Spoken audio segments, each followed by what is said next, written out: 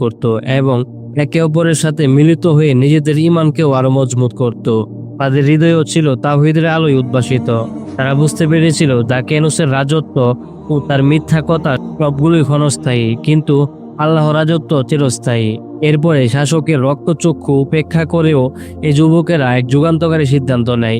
তারা বুঝতে পারে গোপনে সত্যকে আঁকড়ে ধরে বেঁচে থাকার চেয়ে প্রকাশ্যে মিথ্যার প্রতিবাদ করা অধিকতর গুরুত্বপূর্ণ। একদিন তারা শহরের বাইরে এক জায়গায় মিলিত হয় এবং নিজেদের মধ্যে প্রতিজ্ঞা করে। তারা বলল, আমাদের রব তো তিনি, যিনি আসমান ও জমিনের রব। আমরা কখনোই তাকে ছাড়া অন্য কাউকে ইলা রাখবো না। যদি আমরা তা করি তবে তা হবে চরম অন্যায় কথা। সূরা আল কাহাফ আয়াত নং 14। এই ঘোষণার মাধ্যমে তারা মূলত তৎকালীন রাষ্ট্র ব্যবস্থা ও সামাজিক প্রথার বিরুদ্ধে বিদ্রোহ ঘোষণা করে। তাদের এই সাহসিকতার খবর দ্রুতই রাজা দাকিয়ানুসের কানে পৌঁছে যায়। খবর পেয়ে দাকিয়ানুস ক্রোধে ফেটে পড়ে। এ বিশ্বাসই করতে পারছিল না যে তার রাজ্যেও এমন কেউ থাকতে পারে যে তার আদেশ অমান্য করার দুঃসাহস পর্যন্ত দেখায়। এরপরে রাগান্বিত হয়ে সে অবিলম্বে যুবকদের তার দরবারে হাজির হওয়ার জন্য নির্দেশ দেয়। যুবকদের যখন রাজার সামনে আনা হলো, তাদের চোখে মুখে কোনো ভয়ের চিহ্ন ছিল না। তাদের চেহারায় ফুটে উঠেছিল ঈমানের নূর ও আত্মবিশ্বাস। দাকিয়ানুস প্রথমে তাদের লোভ দেখিয়ে বলে, তোমরা যুবক, তোমাদের সামনে উজ্জ্বল ভবিষ্যৎ।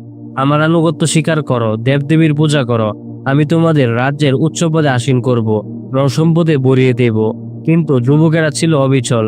তারা নির্ভীক কণ্ঠে উত্তর দেয়, আপনি যার পূজা করতে বলেছেন তা নিছক পাথর ও কাঠের মূর্তি। আমাদের এবং আমার রব একমাত্র আল্লাহ তাআলা। আমরা তার সাথে কাউকে শরীক করতে পারবো না। তাদের এ উত্তরে দাকিয়ানুস আরো ক্ষিপ্ত হয়ে ওঠে। সে তাদের ভয়াবহ পরিণতির হুমকি দেয়। কিন্তু ঈমানের বলে বলিয়ান যুবকদের অন্তর ছিল শান্ত। এরপর রাজা তাদের কিছুদিন সময় দেয়, যাতে করে তারা ভেবেচিন্তে নিজেদের সিদ্ধান্ত পরিবর্তন করতে পারে এবং মৃত্যুর পথ থেকে ফিরে আসে। আসলে রাজা চেয়েছিল এই সময়ের মধ্যে তারা দুর্বল হয়ে পড়বে এবং তার কাছে আত্মসমর্পণ করবে। এদিকে যুবকরা বুঝতে পেরেছিল এই শহরে থাকলে তাদের ঈমান রক্ষা করা সম্ভব হবে না। দাকিয়ানুস তাদেরকে জোর করে ধর্মচ্যুত করাবে অথবা হত্যা করবে। এরপরে তারা সবাই মিলে একটি সিদ্ধান্ত নেয়, ঈমান বাঁচানোর জন্য তাদের প্রিয় শহর, পরিবার, সম্পদ সবকিছু ছেড়ে দিয়ে আল্লাহর পথে হিজরত করবে। গভীর রাতে তারা শহর থেকে বেরিয়ে পড়ে এবং এক পাহাড়ি পথের দিকে যাত্রা শুরু করে। তাদের উদ্দেশ্য ছিল এমন কোনো নিরাপদ আশ্রয় খুঁজে বের করা যেখানে তারা নির্বিঘ্নে আল্লাহ তাআলার ইবাদত করতে পারবে। তাদের এই যাত্রাপথে সঙ্গী হয় একটি কুকুরও। কুকুরটি তাদের পিছু নেয় এবং তাদের প্রতি বিশ্বস্ততা প্রদর্শন করে। যুবকরা প্রথমে কুকুরটিকে তাড়িয়ে দিতে চাইলেও পরে আল্লাহ তাআলার ইচ্ছায় সে তাদের যাত্রা সঙ্গী হয়ে যায়। পাহাড়ের চূড়া পেরিয়ে তারা একটি গভীর ও প্রশস্ত গুহা খুঁজে পায়। গুহাটি ছিল বেশ নির্জন এবং মানুষের চোখের আড়ালে। তারা এটিকে নিজেদের জন্য নিরাপদ আশ্রয়স্থল হিসাবে বেছে নেয়। ক্লান্ত শরীর নিয়ে যখন তারা গুহায় প্রবেশ করে, তখন তাদের হৃদয়ে ছিল একমাত্র আল্লাহর উপর ভরসা। তারা সবাই হাত তুলে আল্লাহর দরবারে এক আবেগময় দোয়া করে, যা পবিত্র কোরআনে এভাবে উল্লেখ করা হয়েছে। যখন যুবকেরা গুহায় আশ্রয় নিল, তখন তারা বলল, হে আমাদের রব, আপনি নিজের পক্ষ থেকে আমাদেরকে রহমত দান করুন এবং আমাদের জন্য আমাদের কাজকর্ম সঠিকভাবে পরিচালনা করার ব্যবস্থা করুন। সূরা আল কাহাফ আয়াত 10। এই দোয়াটি ছিল তাদের নিঃশর্ত আত্মসমর্পণের বহিঃপ্রকাশ। তারা আল্লাহর কাছে কেবলই সুরক্ষা চায়নি, বরং নিজেদের ভবিষ্যৎ পথ চলার জন্য সঠিক নির্দেশনা প্রার্থনা করেছিল। তাদের এই আকুল প্রার্থনার জবাবে আল্লাহ তাআলা এক অলৌকিক ঘটনার অবতারণা করেন। তিনি তাদের উপর গভীর নিদ্রা চাপিয়ে দেন। এটি কোনো সাধারণ ঘুম ছিল না, বরং আল্লাহ তাআলার পক্ষ থেকে একটি বিশেষ নিদর্শন ছিল। তাদের পাশাপাশি তাদের বিশ্বস্ত কুকুরটিও গুহার প্রবেশপথে তার সামনে পা দুটি বিছিয়ে পাহারারত অবস্থায় ঘুমিয়ে পড়ে। এরপর মহান আল্লাহ তাআলা বলেন, অতঃপর আমি গুহার মধ্যে কয়েকশো বছরের জন্য তাদের কানে ঘুমের পর্দা ফেলে দিলাম। সূরা আল কাহাফ আয়াত 11। এই ঘুমটি ছিল শতাব্দীর পর শতাব্দী ব্যাপী। সময়ের চাকা ঘুরতে থাকে, কিন্তু গুহার ভেতরে সময় যেন থেমে যায়। দাকিয়ানুসের যুগ শেষ হয়, নতুন নতুন রাজাও আসে, সাম্রাজ্যের উত্থান ও পতনও ঘটে। প্রজন্মের পর প্রজন্ম দুনিয়া থেকে বিদায় নেয়, কিন্তু গুহার ভিতরে ওই যুবকেরা থাকে গভীর ঘুমে আচ্ছন্ন। আল্লাহ তাআলা কেবল তাদের ঘুম পাড়িয়ে রাখেননি, বরং তাদের দেহগুলোকে অক্ষত রাখার জন্য এক অলৌকিক ব্যবস্থা তৈরি করেন। দীর্ঘ সময় ধরে একভাবে শুয়ে থাকলে মানুষের শরীরে পচন ধরে যাওয়ার কথা, কিন্তু আল্লাহ তাদের ঘুমের মধ্যে ডান ও বাম পাশে ফেরাতেন।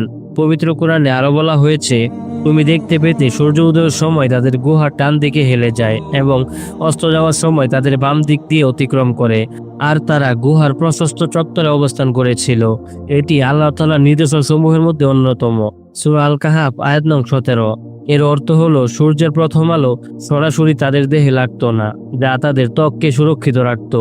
আবার গুহার ভিতরে বাতাস চলাচলের জন্য সুব্যবস্থা ছিল, তাদের দেহকে সতেজ ও পচন থেকে রক্ষা করেছিল। এই সবকিছুর ব্যবস্থা স্বয়ং আল্লাহ পাক রব্বুল আলামিন করেছিলেন, যা তার অসীম কুদরতের একটি উজ্জ্বল দৃষ্টান্ত। পবিত্র কুরআন অনুযায়ী তারা গুহার ভিতরে 309 বছর পর্যন্ত ঘুমিয়েছিল।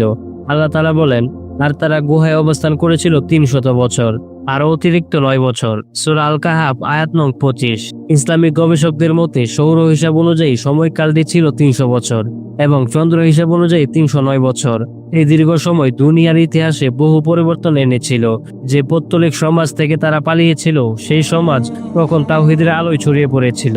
দাকিয়ানুসের মতো জালিম শাসকের পতন হয়েছিল এবং ক্ষমতায় এসেছে এক ন্যায়পরায়ণ ও ইমানদার শাসক।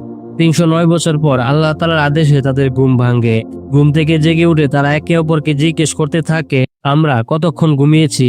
কেউ একজন বলল, হয়তো একদিন বা দিনের কিছু অংশ। কারণ তাদের শরীর ও চেহারা ছিল আগের মতোই তরুণ ও সতেজ। তারা ভাবতেও পারেনি যে এর ভিতরে শত শত বছর পেরিয়ে গেছে। তাদের মধ্যে কিছুটা বিতর্ক হওয়ার পর তারা বলল, আল্লাহ তাআলাই ভালো জানেন কতকাল আমরা এখানে অবস্থান করেছি। দীর্ঘ সময় ঘুমের কারণে তাদের প্রচন্ড ক্ষুধা পেয়েছিল। তাই তারা সিদ্ধান্ত নিল তাদের একজনকে কিছু খাবার কিনে আনার জন্য শহরে পাঠানো হবে। তাদের মধ্য থেকে ইয়ামলিখা নামক এক যুবককে কিছু রূপার মুদ্রা দিয়ে অত্যন্ত সতর্কতার সাথে তাকে শহরে পাঠানো হলো। তাকে বলে দেওয়া হলো সে যেন খুব সাবধানে যায় এবং কাউকে তাদের পরিচয় জানতে না দেওয়া হয়। এর কারণ ছিল ভয়, কারণ যদি দাকিয়ানুসের লোকেরা তাদের ধরে ফেলে তাহলে তারা সমস্যায় পড়বে। ইয়ামলিখা যখন গুহা থেকে বেরিয়ে শহরের দিকে রওনা হলো, সে চারপাশে সবকিছু দেখে অবাক হয়ে গেল। পাহাড়ের পথ, গাছপালা, এমনকি শহরের প্রবেশদ্বার, কোনো কিছুই তার পরিচিত মনে হচ্ছিল না। সে শহরে প্রবেশ করে আরো বিস্মিত হলো। দালান কোঠা বদলে গেছে, মানুষের পোশাক পরিচ্ছদ ভিন্ন এবং সবচেয়ে আশ্চর্যের বিষয় হলো সে অনেককে আল্লাহ তাআলার নাম নিতে শুনল। এরপরে সে একটি খাবারের দোকানে গিয়ে তার কাছে থাকা পুরনো মুদ্রাগুলো বিক্রেতাকে দিল। দোকানি মুদ্রাগুলো দেখে চমকে উঠল। এগুলো ছিল বহু শতাব্দী আগের মুদ্রা, যার এক পাশে ছিল জালিম শাসক দাকিয়ানুসের ছবি। দোকানি ভাবল এই যুবক হয়তো গুপ্তধন পেয়েছে। মুহূর্তেই খবরটি ছড়িয়ে পড়ল এবং ইয়ামলিখাকে তৎকালীন ধার্মিক শাসকের দরবারে নিয়ে যাওয়া হলো। এরপরে রাজা ও তার সভাসদেরা যুবকের কাছে সম্পূর্ণ ঘটনা শুনলেন। তারা বুঝতে পারলেন এরাই সেই কিংবদন্তি যুবক। তাদের কথা তাদের পূর্বপুরুষদের কাছ থেকে শুনে আসছিল। তারা ছিল সেই ইমানদার যুবক যারা দাকিয়ানুসের অত্যাচার থেকে বাঁচতে পালিয়ে গিয়েছিল। এই ঘটনা আমাদের এটি প্রমাণ করে যে মৃত্যুর পর পুনরুত্থান সত্য এবং আল্লাহ তার অনুগত বান্দাদের যে কোনো পরিস্থিতিতে রক্ষা করতে সক্ষম। এরপরে খবর পেয়ে রাজা, তার সভাসদ এবং শহরের হাজার হাজার মানুষ সেই গুহার দিকে ছুটে গেল। ইয়ামলিখা তাদের পথ দেখিয়ে গুহার ভিতরে নিয়ে যায়। এখানে বাকি যুবকেরা অধীর আগ্রহে অপেক্ষা করেছিল। যখন তারা জানতে পারল যে তারা একদিন দুই দিন নয়, বরং 309 বছর ঘুমিয়েছিল এবং দুনিয়াতে ইমানের আলো প্রতিষ্ঠিত হয়েছে, তখন তারা আল্লাহ তাআলা শুকরিয়া আদায় করলো। আল্লাহ তাদের মাধ্যমে বিশ্ববাসীকে এক জীবন্ত নিদর্শন দেখিয়েছিলেন। এরপর আল্লাহ তাআলা তাদের পুনরায় মৃত্যু দান করেন। তারা শান্তিতে তাদের রবের কাছে ফিরে যায়। কেমন লাগলো আজকের এই ভিডিওটি? ভালো লাগলে অবশ্যই একটি শেয়ার করে দিবেন।